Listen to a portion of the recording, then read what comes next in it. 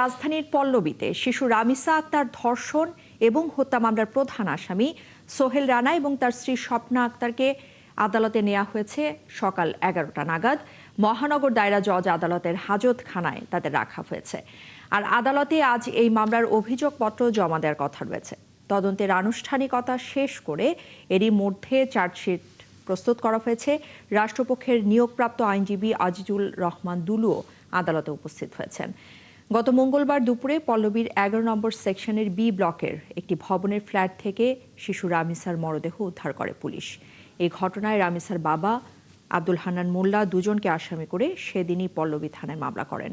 আর police বাসা থেকে স্বপ্নাকে আটক করে। পরে 19 মে সন্ধ্যায় সোহেলকে নারায়ণগঞ্জের ফতুল্লা থেকে গ্রেপ্তার করা হয়। দর্শক, শিশু রামিসাকে ধর্ষণ এবং হত্যার ঘটনায় দায়ের করা মামলার আজ চার্জশিট জমা দেওয়ার কথা রয়েছে। সিএমএম কোর্টে আছেন সহকর্মী মুহাইমিনুল অপু, তিনি আমাদের সাথে এই মুহূর্তে যুক্ত হচ্ছেন। অপু, একটু জানাবেন যে আসলে আদালতে জমা দেওয়া যে চার্জশিট সেটি আসলে কখন জমা দেওয়া হবে, আর নতুন কোনো তথ্য আছে কিনা এই বিষয়ে আপনার কাছে এখন পর্যন্ত? পক্ষ থেকে কিন্তু বলা হয়েছিল যে সকাল 11টা নাগাদ এই চার্জশিট জমা দেওয়ার কথা ছিল তাদের, কিন্তু এখন দুপুর 2টা বাজলেও কিন্তু তারা চার্জশিট জমা দেননি। সেক্ষেত্রে কিন্তু এখনও বিলম্ব হয়েছে, অর্থাৎ 3 ঘন্টা কিন্তু কোর্ট খোলা থাকবে, অর্থাৎ বিকাল 5টা পর্যন্ত। তবে ধারণা করা যাচ্ছে তারা 5টার ভিতরে এই চার্জশিট জমা দিবে এবং আজকেই কিন্তু এই চার্জশিট জমা দেওয়ার পরে বিচারিক কার্যক্রম শুরু হওয়ার কথা রয়েছে এবং কালকে থেকে কিন্তু সরকারি ছুটি রয়েছে, ঈদের ছুটি। সেক্ষেত্রে আজকেই এই বিচার কার্যক্রম শুরু হতে পারে, এমনটা কিন্তু আমরা বিভিন্ন সূত্র থেকে জানতে পেরেছি। তবে এই শিশু রামিসাকে হত্যার ঘটনায় কিন্তু দুজনকে যে আটক করা হয়েছে, তাদের এই প্রধান আসামি এবং তার স্ত্রী সোহেল রানা এবং তার স্ত্রীকে কিন্তু আদালতে আনা হয়েছে, অর্থাৎ আদালতের হাজতখানায় কিন্তু তাদেরকে রাখা হয়েছে। তাদেরকেও কিন্তু এখন পর্যন্ত এই সিএমএম কোর্টে কিন্তু তোলা হয়নি, তবে তারা হাজতখানায় রয়েছে এবং আমরা সকাল থেকে এখানে ছিলাম এবং এখানে পরিস্থিতি জানাচ্ছিলাম। তবে তাদের এই সোহেল রানাকে গ্রেপ্তারের পর থেকেই কিন্তু এই দেশের বিভিন্ন সামাজিক যোগাযোগ মাধ্যম থেকে শুরু করে রাজনৈতিক নেতৃবৃন্দ, সাধারণ মানুষজন কিন্তু রাস্তায় নেমে এসেছিল, তারা বিক্ষোভ প্রদর্শন করেছিল এবং দ্রুত সময়ের মধ্যে তার বিচার দাবি করেছিল। সেক্ষেত্রে কিন্তু সরকার গতকাল কিন্তু প্রধানমন্ত্রী তারেক রহমান তিনি বলেছিলেন যে 1 মাসের ভিতরেই কিন্তু এই বিচার কার্যক্রম হবে, এমনটা কিন্তু তিনি আশ্বাস দিয়েছেন। তবে আজকে কিন্তু স্বরাষ্ট্রমন্ত্রী বলেছেন যে অর্থাৎ 5 থেকে 7 দিনের ভিতরেই তারা বিচার কাজ সম্পন্ন করতে পারবেন, এমনটা কিন্তু তারা বলেছেন। তবে আজকের পর কিন্তু ঈদের ছুটি থাকবে, তারপর আবার কোর্ট বসবে, সেক্ষেত্রে কিন্তু বিচার কাজ আরও কিছুটা সময় লাগতে পারে। তবে সরকার থেকে যেটি বলা হয়েছিল যে এই সব ধর্ষণ মামলা আমরা এর আগেও আসিয়ার বিষয়ে দেখেছি যে 1 মাসের ভিতরে কিন্তু সেটি বিচার কার্যক্রম হয়েছিল। সেক্ষেত্রে আশা করা যাচ্ছে সরকার যেটি বলছে যে 1 মাসের ভিতরে এই বিচার কার্যক্রম শেষ করতে পারবেন তারা। তবে তারা এমন শাস্তি চাচ্ছেন যাতে নতুন করে কেউ এ ধরনের অপরাধ না ঘটায়, সেই বিষয়টি কিন্তু সরকার এবার জোর দিচ্ছেন। তবে সব কিছুই কিন্তু নির্ভর করছে বিচারকের উপর। আদালতে আজকে তাকে যদি সিএমএম কোর্টে তোলা হয়, তিনি যদি নাম না জারি করেন, সেক্ষেত্রে কিন্তু তার আবারও সুযোগ থাকছে। সেক্ষেত্রে কিন্তু বলা হচ্ছিল যে আর 3 ঘন্টার সময় রয়েছে, 3 ঘন্টার ভিতরে যদি এই পুলিশের পক্ষ থেকে চার্জশিট জমা দেওয়া হয়, সেক্ষেত্রে কিন্তু আজকেই শুনানি শুরু হবে। সেক্ষেত্রে শুনানি শুরুর পরে কিন্তু এই রাষ্ট্রপক্ষের যে আইনজীবী নিয়োগ করা হয়েছে তারা হয়তো এর পরবর্তীতে ব্রিফিং করবে। সেক্ষেত্রে কিন্তু আমরা তখন তাদের সেই কথা বিস্তারিতভাবে জানাতে পারবো। তবে এখন পর্যন্ত সকাল 11টা থেকে এখন পর্যন্ত কিন্তু এই পুলিশের পক্ষ থেকে এখন পর্যন্ত কোনো চার্জশিট কিন্তু দেওয়া হয়নি। তবে এখনও কিন্তু অপেক্ষায় রয়েছে আমরা চার্জশিট জমা দেওয়া হলে এবং পরবর্তীতে আমরা সে বিষয়ে আরও বিস্তারিতভাবে জানাতে পারবো। ইসরাত। মুহাইমিনুল অপু, আপনাকে ধন্যবাদ। দর্শক, আমাদের সহকর্মী মুহাইমিনুল অপু আমাদের সাথে যুক্ত হয়েছিলেন সিএমএম কোর্ট থেকে। এদিকে 5 থেকে 7 দিনের মধ্যে শিশু রামিসা হত্যার বিচার কাজ শেষ হবে বলে জানিয়েছেন স্বরাষ্ট্রমন্ত্রী সালাউদ্দিন আহমেদ। আর আদালত আসামিদের সর্বোচ্চ শাস্তি মৃত্যুদণ্ড দেবে বলেও আশাবাদ জানিয়েছেন তিনি। দুপুরে সচিবালয়ে এসব কথা বলেন স্বরাষ্ট্রমন্ত্রী। আমরা একজন স্পেশাল পিপি নিয়োগ করেছি শুধুমাত্র এই মামলাটা ডিল করার জন্য। সবকিছু বিবেচনায় আমরা আশা করছি যে আজকের মধ্যে তো চার্জশিট প্রদান করা হবেই এবং খুব সম্ভবত 5 থেকে 7 দিনের ভিতরে এই বিচার কার্য সমাপ্ত হবে। এর চাইতে বেশি কিছু করার আমাদের পক্ষে এই মুহূর্তে আর বোধহয় সম্ভব না। আমরা আশা করি আদালতের বিষয় আমরা বিস্তারিত বলতে পারবো না, সেটা আমাদের ইখতিয়ার নাই। তবে আমরা নিশ্চিত যে মাননীয় আদালত এই প্রসিকিউশন টিমের বক্তব্য শুনে, চার্জশিট দেখে এবং এভিডেন্স 164 এগুলো দেখে সঠিক সিদ্ধান্ত নেবেন এবং সর্বোচ্চ শাস্তি নিশ্চিত করা হবে। এবারে পরবর্তী প্রসঙ্গ, কক্সবাজারে আদালত চত্বরে এক বিএনপি নেতাকে লক্ষ্য করে গুলি চালিয়েছে একদল দুর্বৃত্ত। তবে ওই বিএনপি নেতা অক্ষত থাকলেও তার এক সহযোগী গুলিবিদ্ধ হয়েছেন। কক্সবাজারের অতিরিক্ত পুলিশ সুপার ওহিদুর রহমান এবং প্রত্যক্ষদর্শীরা জানান, রোববার বেলা 11:15টার দিকে ঝিলংজার ইউপি সদস্য এবং ইউনিয়ন বিএনপির সাধারণ সম্পাদক লিয়াকত আলী একটি মামলার হাজিরা দিতে আদালত থেকে বের হচ্ছিলেন। এ সময় অস্ত্রধারী 4 যুবক তাকে লক্ষ্য করে গুলি চালায়। আর মুহূর্তেই তিনি সরে গিয়ে অস্ত্রধারী যুবককে ধরে ফেলেন। ওই অবস্থায় অস্ত্রধারী গুলি চালাতে থাকলে পায়ে গুলিবিদ্ধ হন লিয়াকতের সহযোগী আরেক বিএনপি নেতা মঈনুদ্দিন। এই ঘটনায় 2 জনকে হেফাজতে নিয়েছে পুলিশ। এদিকে পাবনার সাথিয়ায় মসজিদের মাইকে ঘোষণা দিয়ে বিএনপি সমর্থকদের বাড়িঘর এবং দোকানপাটে হামলা, ভাঙচুর এবং লুটপাট হয়েছে। ক্ষতিগ্রস্তদের অভিযোগ, এলাকার সংসদ সদস্য এবং জামায়াত নেতা ব্যারিস্টার নাজিবুর রহমানের নির্দেশেই তার কর্মীরা এই হামলা করে। তবে অভিযোগ অস্বীকার করে ঘটনার তদন্তের দাবি করেছেন সংসদ সদস্য নিজেই। এদিকে লুটপাটের ঘটনায় মামলা দায়েরের পর 4 জামায়াত কর্মীকে গ্রেফতার করেছে পুলিশ। মোস্তাফিজুর রহমানের তথ্য এবং ছবিতে প্রতিবেদন। পাথাইল হাট এলাকার বাসিন্দারা জানান, জাতীয় সংসদ নির্বাচনের পর থেকে এলাকার বিএনপি ও জামায়াত সমর্থকদের বিরোধ বাড়ছিল। সবশেষ গত 22শে মে দুপুরে ঈদগাহ মাঠে প্যান্ডেল বানানো নিয়ে মুখোমুখি অবস্থান নেন 2 পক্ষ। ক্ষতিগ্রস্তদের অভিযোগ, ওই দিন সন্ধ্যায় মসজিদের মাইকে ঘোষণা দিয়ে জামায়াত নেতা হযরত আলীর নেতৃত্বে বিএনপি কর্মীদের মারধরের পর বাড়িঘর ও দোকানে লুটপাট চালানো হয়।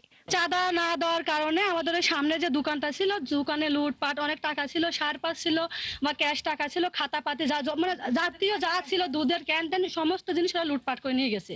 তাহলে ওখান থেকে আমরা এখানে আবার পরবর্তী দোকান দিছি। এখানে দোকান দেওয়ার পরে একই অবস্থায় মাইকিং করছে নজু। মাইকিং করার পরে আপনার মোট লোকজন আসে, আমরা 4-5 জন আসলাম, আমার তারা ধরি এরা দোকানপাট কুপা মুফা লুটমুট করে নিয়ে চলে গেছে।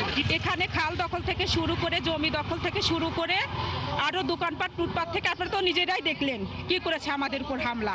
মসজিদের মাইক দিয়ে লোক জড়ো করার পর মানে অস্ত্র শস্ত্র নিয়ে এসে যে লুটতরা চালায়। এই ঘটনায় শুক্রবার রাতেই বিএনপি সমর্থিত ভুক্তভোগীরা 20 জনের নাম উল্লেখ করে সাঁথিয়া থানায় মামলা করলে প্রধান আসামি হযরত আলী সহ 4 জনকে গ্রেফতার করে পুলিশ। তার হচ্ছে 2টা দোকান ভাঙছে, তারপর হচ্ছে কি কয় বাড়ির গাছ টাছ ভাঙছে, ভালো ধরনের ক্ষতি করছে। মামলা দিচ্ছে, মামলা নিচ্ছি, 4 জন আটক করছি, জেল হাজতে প্রেরণ করছি। আর বাকি জেলা আছে সেটা আমরা আইনত ব্যবস্থা যথাযথভাবে নিচ্ছি আর কি। তবে হামলার ঘটনায় নিজের সংশ্লিষ্টতা অস্বীকার করেছেন এলাকার সংসদ সদস্য। তিনিও ঘটনার সুষ্ঠু তদন্ত ও দোষীদের শাস্তির দাবি জানান। সুষ্ঠু তদন্ত সাপেক্ষে তাদের বিচার হতে হবে। এক্ষেত্রে দলীয় কোনো প্রভাব আমরা খাটাই না। আমার দলের কেউ করেছে বলে এটা আমি প্রথম ছিলাম আপনার কাছে, আমি বিশ্বাস করি না দলীয়। ঘটনার পর এলাকার পরিস্থিতি থমথমে। আতঙ্কে রয়েছে পাথাইল গ্রামের বিএনপির সমর্থকেরা। বনশ্রী হালদার, 71। শিক্ষক সহ জনবলের চরম সংকটে বাধাগ্রস্ত হচ্ছে কুষ্টিয়া মেডিকেল কলেজের একাডেমিক কার্যক্রম। এছাড়া হাসপাতালে সার্জারি সহ অনেক বিভাগ চালু না হওয়ায় শিক্ষার্থীদের হাতে কলমে শিখতে যেতে হয় কলেজ থেকে 3 কিলোমিটার দূরে সদর হাসপাতালে। এছাড়াও রয়েছে আবাসন, ল্যাব, অডিটোরিয়াম, খেলার মাঠ সহ নানান সংকট। আর এসব সমস্যার খুব দ্রুত সমাধান চান শিক্ষার্থীরা। এসএ বাপ্পির তোলা ছবিতে হিমেল মাহবুবের ধারাবাহিক প্রতিবেদনের আজ দেখুন 3য় পর্ব। কুষ্টিয়া মেডিকেল কলেজে এ পর্যন্ত 15টি ব্যাচ ভর্তি হয়েছে। 9টি ব্যাচ থেকে 5 শতাধিক ডাক্তারও বেরিয়েছেন, কিন্তু এখানে নেই প্রয়োজনীয় শিক্ষক। শিক্ষকদের 86টি পদের বিপরীতে 44টি পদই ফাঁকা। নেই একজনও সরকারি কর্মকর্তা কর্মচারী। 2022 সালে 3য় শ্রেণীর 18টি পদে পরীক্ষা শুরু হলেও এখন পর্যন্ত হয়নি নিয়োগ। আউটসোর্সিং কর্মকর্তা দিয়ে আমাদের প্রশাসনিক যে কাজ সেটি চালালে তাদের আসলে প্রশাসনিক কোনো দায়বদ্ধতা থাকে না। আমার শিক্ষকের স্বল্পতা রয়েছে, বিশেষ করে বেসিক এবং প্রাক্লিনিক্যাল যে সাবজেক্টগুলি আছে। মেডিকেল কলেজটিতে নেই স্টাইমুলেশন ল্যাব, অডিটোরিয়াম, জিমনেশিয়াম সহ অন্যান্য সুবিধা। স্টিমুলেশন অপারেশন ল্যাব সেটার একটা অভাব বোধ করি। তারপর হচ্ছে অ্যানাটমির যে বেসিক আরও 3D ভাবে যদি দেখানো যেত। বেসিক সাবজেক্টে আরও 2-1 শিক্ষক যদি আসতেন তাহলে সুবিধা হতো আমাদের জন্য। এরপরও কলেজটি থেকে প্রতি বছর বিসিএস সহ উচ্চতর ডিগ্রি অর্জনে ভালো ফলাফল করছেন শিক্ষার্থীরা। গত 22-23 সেশনে রাজশাহী ইউনিভার্সিটির আন্ডারে ফাইনাল প্রফেশনাল পরীক্ষায় সম্মিলিতভাবে প্রথম স্থান অধিকার করেছে এবং গত বিসিএসে এই মেডিকেল কলেজ থেকে 42 জন সুনামের সাথে উত্তীর্ণ হয়েছে। কিন্তু বাংলাদেশ মেডিকেল অ্যাক্রিডিটেশন কাউন্সিল BMEACর তালিকাভুক্ত হতে হলে শুধু ক্লাসরুম বা ভালো ফলাফল করাই যথেষ্ট নয়, থাকতে হবে আধুনিক ল্যাব, খেলার মাঠ সহ অন্যান্য সুবিধা। ভালো অডিটোরিয়াম থাকা দরকার, সেটা নাই। ইনডোর গেমস কমপ্লেক্স, তারপর জিমনেশিয়াম, এগুলো এখনো নাই। মেয়েদের জন্য আলাদা একটা খেলার ভালো জায়গা। শিক্ষার্থীদের দুটি হলে মোট শয্যা 408টি, কিন্তু ছাত্রছাত্রী আছেন 504 জন। ফলে প্রায় 100 শিক্ষার্থীকে থাকতে হচ্ছে শিক্ষকদের ডরমেটরি এবং কর্মচারী হোস্টেলে। মেডিকেলে চান্স পাওয়ার পরে আসলে গণরুমে থেকে শিক্ষা গ্রহণ কার্যক্রমটা চালিয়ে যাওয়া অনেক কষ্টকর। আসলে বাইরে থেকে এসে মানে সকালে বিকালে ক্লাস এবং ডিউটি করা আসলে কোনোভাবেই সম্ভব না। যখন কর্মচারীরা সবাই এখানে চলে আসবে তখন এই স্টুডেন্টদের আসলে যাওয়ার কোনো জায়গা থাকবে না। মেডিকেল কলেজ ও হাসপাতালে মাল্টিপারপাস ভবন, মর্গ, ইন্টার্ন হোস্টেল হওয়ার কথা ছিল। এজন্য 2019 সালে হাসপাতালের পাশে হাউজিং এর কাছ থেকে 3,57 লাখ টাকা দিয়ে 8 একর জমি বরাদ্দ নেওয়া হয়। একই সাথে এই জমিটি বিভিন্ন ব্যক্তিদের মাঝে বরাদ্দ দেয় হাউজিং কর্তৃপক্ষ। ফলে মামলা জটিলতায় আটকে আছে ভূমি অধিগ্রহণের কাজ। বেশ কিছু ইম্পর্টেন্ট স্থাপনা কিন্তু করা সম্ভব হয়নি। আমরা আবার আপিল করেছি এবং আমরা কোর্টেও গেছি। কলেজ ও হাসপাতালটি ঢাকা কুষ্টিয়া মহাসড়কে। রাস্তা পারাপারের জন্য কোনো ফুট ওভারব্রিজ না থাকায় সড়ক দুর্ঘটনায় প্রাণ গেছে 2 জনের। কলেজ ও হাসপাতালটির সামনে একটি আধুনিক ওভারব্রিজ সহ অন্যান্য সংকটের দ্রুত সমাধান চাই কুষ্টিয়াবাসী। হিমেল মাহবুব, 71, কুষ্টিয়া। বাংলাদেশ পরিচ্ছন্ন জ্বালানি, সবুজ অর্থনীতি এবং আত্মনির্ভরশীল শক্তি ব্যবস্থার পথে এগিয়ে যাচ্ছে, এমন মন্তব্য করেছেন প্রধানমন্ত্রী তারেক রহমান। সকালে জাতীয় সংসদের ছাদে সৌরশক্তি উদ্বোধনের পর এই কথা বলেন তিনি। প্রধানমন্ত্রী বলেন, গণতন্ত্রের প্রতীক সংসদে এই কার্যক্রম প্রমাণ করে নেতৃত্ব কেবল নীতিতে নয়, কর্মকাণ্ডে প্রতিফলিত হয়। জলবায়ুর কষাঘাতে জর্জরিত বাংলাদেশ, তাই পরিবেশ বান্ধব জ্বালানির বিকল্প নেই বলেও মন্তব্য করেন তিনি। দেশের নাগরিকদের একসাথে সম্পৃক্ততা বাড়ানোরও আহ্বান জানান প্রধানমন্ত্রী। জাতীয় সংসদ ভবনে 1 মেগাওয়াট রুফটপ সৌর বিদ্যুৎ ব্যবস্থার উদ্বোধনের মাধ্যমে আমার মনে হয় একটা বার্তা বোধহয় আমরা স্পষ্টভাবে দিতে পারবো। সেটি হচ্ছে বাংলাদেশ পরিচ্ছন্ন জ্বালানি, সবুজ অর্থনীতি এবং আত্মনির্ভরশীল শক্তি ব্যবস্থার পথে ধীরে ধীরে দৃঢ়ভাবে এগিয়ে যাচ্ছে। সৌর শক্তিকে কাজে লাগিয়ে আমরা মনে হয় প্রমাণ করার চেষ্টা করছি নেতৃত্ব কেবল নীতিতে নয়, বরং বাস্তব কর্মকাণ্ডেও প্রতিফলিত হতে হবে। সমুদ্র পৃষ্ঠের উচ্চতা বৃদ্ধি, অনিয়মিত বর্ষণ, ঘূর্ণিঝড় এবং নদী ভাঙন, এসব আমাদের প্রতিদিনের বাস্তবতা এবং সে কারণেই টেকসই জ্বালানির পথে অগ্রসর হওয়া এখন আর শুধু পরিবেশগত দায়বদ্ধতা নয়, বরং এটি আমাদের অর্থনীতি এবং জাতীয় নিরাপত্তার অপরিহার্য একটি অংশ। এবারে কোরবানির পশুর হাটের খবর। আনুষ্ঠানিকভাবে শুরু হয়েছে কোরবানির পশুর হাটের বেচাকেনা। এখনো দাম যাচাই বাছাই আর পছন্দের পশু খুঁজতে এক হাট থেকে অন্য হাটে ঘুরছেন ক্রেতারা। তবে শেষ মুহূর্তে বেচাকেনা বেশি হবে বলে মনে করছেন বিক্রেতারা। আর নির্বিঘ্ন এবং নিরাপদে পশু ক্রয় বিক্রয় নিশ্চিতে বিশেষ গুরুত্ব দিচ্ছেন হাট কর্তৃপক্ষ। মামুন হোসেন জানাচ্ছেন বিস্তারিত। 2,25,000 টাকায় বিক্রি হয়েছে এই গরুটি। এতে সন্তুষ্ট কুষ্টিয়া থেকে আসা ব্যাপারী জাকির। আর সাধ্যের মধ্যে পছন্দের গরু কিনে খুশি ক্রেতাও। বাজারের পরিস্থিতি আমরা সন্তুষ্ট। বাজারের যে পরিস্থিতি এখন পর্যন্ত আছে তাতে আমরা খুব আলহামদুলিল্লাহ আমরা খুব ভালো আছি। আসার পরপরই প্রথম একটা গরু দেখলাম, দেখার পরপরই পছন্দ হলো। দাম আহামরি চাইনি উনি। গরু আমি তো কিনলাম, আমার ছেলে পছন্দ করছে, ছেলের পছন্দেই আমি নিয়ে এনেছি। দেশের বিভিন্ন জেলা থেকে রাজধানীর দিয়াবাড়ি হাটে পশু নিয়ে এসেছেন ব্যাপারীরা। ছোট, মাঝারি ও বড় আকারের গরু ছাগলে ভরে উঠেছে কোরবানির হাট। বিক্রেতারা বলছেন ঈদের কাছাকাছি সময়ে হাট পুরোপুরি জমে উঠবে। হাটের সার্বিক ব্যবস্থাগুলো ভালোই আছে, যেমন এই বাঁশখুঁটি যা লাগে এরা হাটকুটি দিছে আমাদের। দাম মোটামুটি আমি চাচ্ছি 90, 80, 85 হলে এবার আমি দিয়ে দেবো। সাইকেল বেরি টেরি দেখছি, আমার কাছে খুব ভালো লাগছে। আমি ধরো এখন গরু মনে হয় ভালো দামে বেচতে পারবো না। এদিকে হাটে ধীরে ধীরে বাড়ছে ক্রেতার আনাগোনা। অনেকেই আগে থেকেই দেখে রাখছেন পছন্দের কোরবানির পশু। কেনার জন্য আসি নাই, ধরতে গেলে এখন আমরা দেখতে আসছি, দেখতেছি পছন্দ হলে কিনবো। সবাই চায় 2 টাকা বেশি পাবো কেমন, যে কারণে তারা গরু আটকায় রাখছে আর কি। আমার যত ধারণা হয়তো 2 দিন পরে যেটা 2.5 লাখ চাচ্ছে সেটা হয়তো দেখেন 2 লাখ টাকা বিক্রি করে দেবে আর কি। দাম চাচ্ছে বেশি, কিন্তু দেখা যায় দামাদামি করে কিনলে সঠিক ইয়ের মধ্যে কেনা যাচ্ছে আর কি। আমার যে গরুটা কিনছে আমি খুব সন্তুষ্ট, আমি খুব কনফিডেন্স। সবাই আসছে, দেখতেছে, যার পছন্দ হচ্ছে সবাই নেওয়ার মতো প্রস্তুতি করছে।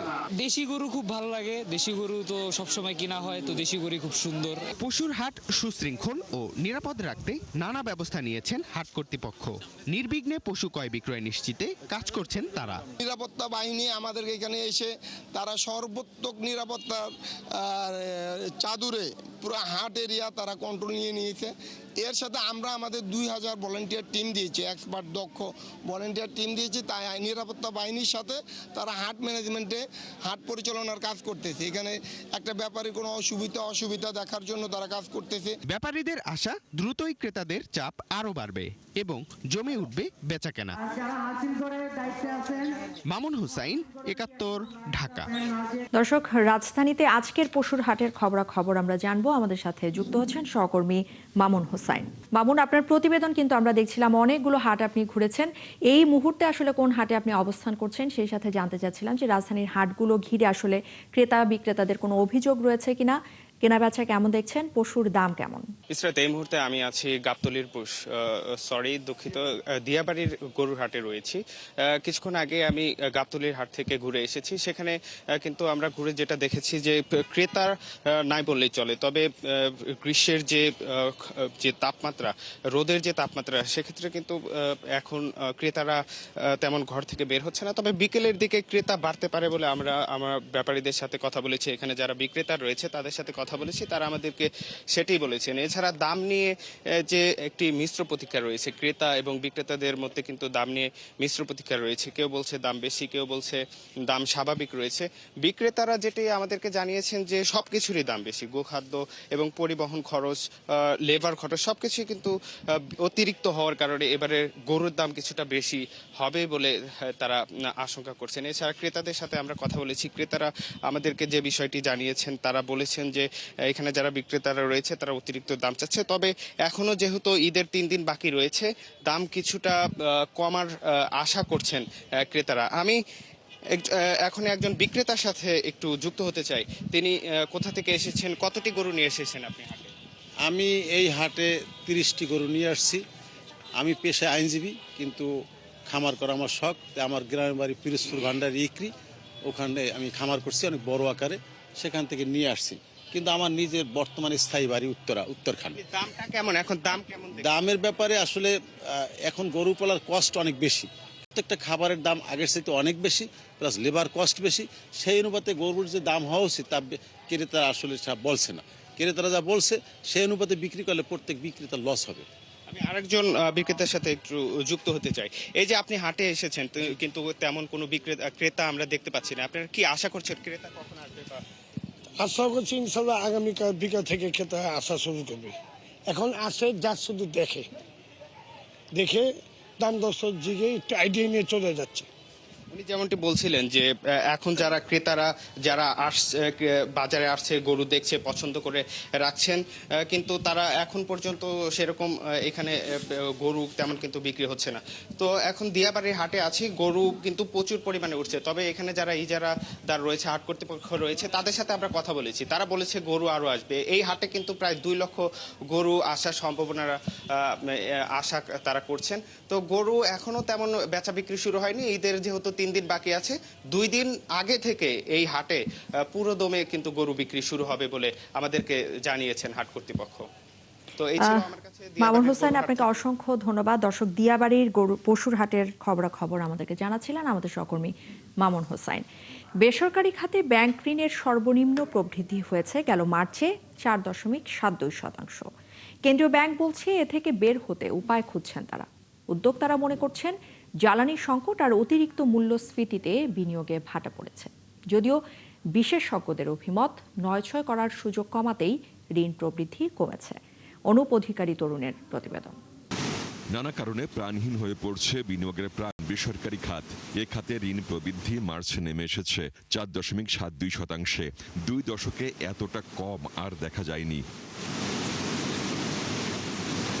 জানুয়ারিতে বাংলাদেশ ব্যাংক জুন পর্যন্ত বেসরকারি খাতের জন্য ৮.৫% ঋণের লক্ষ্যমাত্রা ঠিক করে, কিন্তু গত কয়েক মাস ধরে টানা নেতিবাচক ধারায় চলছে বেসরকারি খাত। কেন্দ্রীয় ব্যাংকের তথ্য বলছে, গেল নভেম্বরে যেখানে ঋণ প্রবৃদ্ধি ছিল ৬.৫৮%, ডিসেম্বরে তা নেমে আসে ৬.২%। এই ধারা থেকে বের হতে চায় কেন্দ্রীয় ব্যাংক। বেসরকারি খাতে ঋণ প্রবাহ স্মরণকালের সর্বনিম্ন পর্যায়ে পৌঁছে গিয়েছে। এটা অবশ্যই এটা হতাশাজনক কথা। হ্যাঁ, তবে কি ধরনের সহযোগিতা দিলে চাঙ্গা হবে এই বেসরকারি খাত? বন্ধ কলকারখানা চালু হবে, বন্ধ ব্যবসা বাণিজ্য চালু হবে। বাংলাদেশ ব্যাংক এই তথ্যগুলো নিয়ে সরকারি সর্বোচ্চ পর্যায়ের সাথে আলোচনা করবে। যার যে ধরনের সহযোগিতা করলে তার ব্যবসা পূর্ণাঙ্গভাবে চলবে, সেই ধরনের সহযোগিতাই বাংলাদেশ ব্যাংক এবং একই সাথে সরকারের তরফ থেকে দেয়া হবে। উদ্যোক্তারা বলছেন, রাজনৈতিক অনিশ্চয়তা কমলেও ব্যবসার পরিবেশে আস্থা ফেরেনি। প্রথমত energy crisis, energy security, second হলো ব্যাংকিং সেক্টরের অস্থিরতা এবং সারা বৈশ্বিক যেটা এই সরকার আসতে না আসতে আমরা কিন্তু মিডল ইস্ট ক্রাইসিসটা দেখলাম। এই সময়ে কেউই কিন্তু নতুন করে ইনভেস্টমেন্টে যাবে না। যদি আমাদের ইন্টারনাল চ্যালেঞ্জগুলোর কথা বলি, ব্যাংকিং সেক্টরে এত হাই ইন্টারেস্ট রেটে কেউ নতুন ব্যবসা শুরু করতে পারবে না। এই ব্যাংক খাত বিশেষজ্ঞ জানান, ঋণের প্রবৃদ্ধি অন্তত 10% উন্নীত হওয়া উচিত। ঋণের প্রবৃদ্ধি আমি আশা করব 10% বাড়া উচিত। এটা আমার পার্সোনাল অপিনিয়ন। তাহলে এটা বিলো 5% আছে। এটা সত্যি দুঃখজনক, যেহেতু এখন লোকেও ইন্টারেস্টেড না, তো নিজে যে আসবে টাকা ইনভেস্ট করবে প্রজেক্টে, they also like to see কি হতে যাচ্ছে, পলিসি কী রকম থাকবে, ট্যাক্স কী রকম হবে, এটা ডুইং বিজনেস কত ইজি হবে। অনেক কিছু ফ্যাক্টর আছে যেগুলির উপরে নির্ভর করবে ঋণ প্রবৃদ্ধি বা ইনভেস্টমেন্ট অপরচুনিটিসগুলি। বড় বড় প্রজেক্টের জন্য কিন্তু খালি ব্যাংকিং ঋণের উপর নির্ভর করলে হবে না, সেখানে বন্ড মার্কেট, সিকিউরিটি মার্কেট এগুলি কিন্তু স্টার্ট করে, বিল মার্কেট এগুলি স্টার্ট করতে হবে। এবং এই সরকার কিন্তু ওই দিকেও আপ্রাণ চেষ্টা করছে। চাইলে এখন আর ঋণ পাওয়া যাচ্ছে না, আবার সুদের হার বেশি। সেই সাথে ব্যাংক খাতে কিছুটা হলেও সুশাসন ফিরেছে বলে মনে করেন বিআইবিএম এর সাবেক মহাপরিচালক তৌফিক আহমেদ চৌধুরী।